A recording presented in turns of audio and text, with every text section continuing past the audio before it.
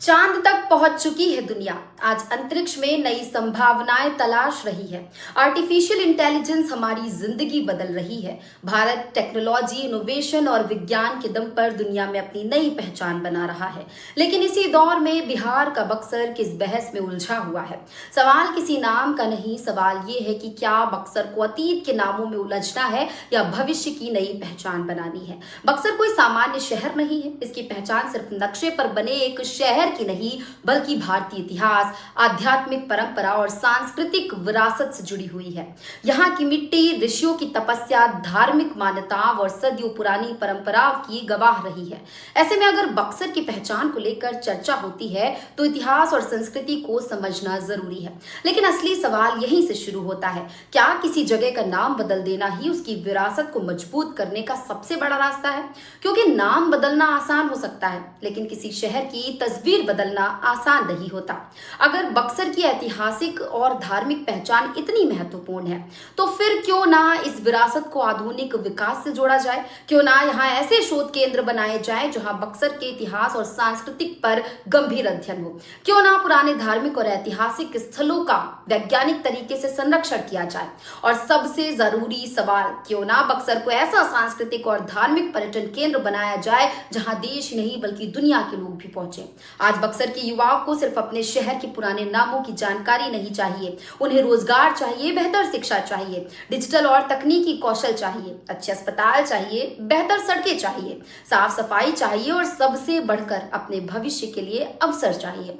तो फिर बक्सर को बहस का केंद्र क्यों होना चाहिए? क्या हम इस बात पर चर्चा करें कि किस जगह का नाम क्या था, या इस बात पर कि अगले 10 साल में बक्सर को ऐसा शहर कैसे बनाया जाए जहां इतिहास भी सुरक्षित रहे और आधुनिक विकास भी दिखाई दे? क्योंकि इतिहास को भूलना निश्चित रूप से गलत है, लेकिन इतिहास में ही अटक जाना भी सही नहीं है। हमारी विरासत हमारी ताकत है, लेकिन उस ताकत का इस्तेमाल भविष्य बनाने के लिए होना चाहिए।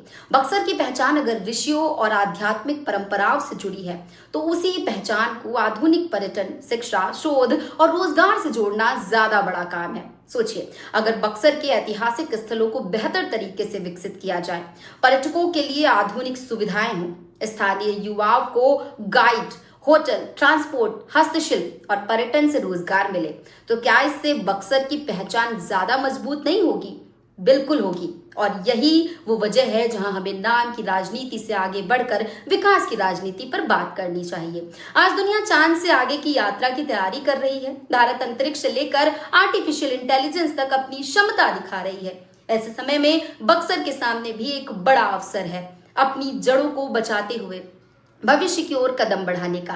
क्योंकि किसी शहर की पहचान सिर्फ उसके नाम से नहीं बनती, उसकी पहचान बनती है उसकी संस्कृति से, उसकी विरासत से, उसके लोगों से और सबसे बढ़कर उसकी उपलब्धियों से। इसलिए सवाल ये नहीं होना चाहिए कि बक्सर का नाम बदलेगा या नहीं, सवाल तो ये होना चाहिए कि क्या बक्सर की तस्वीर बदलेगी? क्या यहाँ की युवाओं को अवसर मिलेंगे? क्या ऐतिहासिक धरोहरें सुरक्षित होंगी?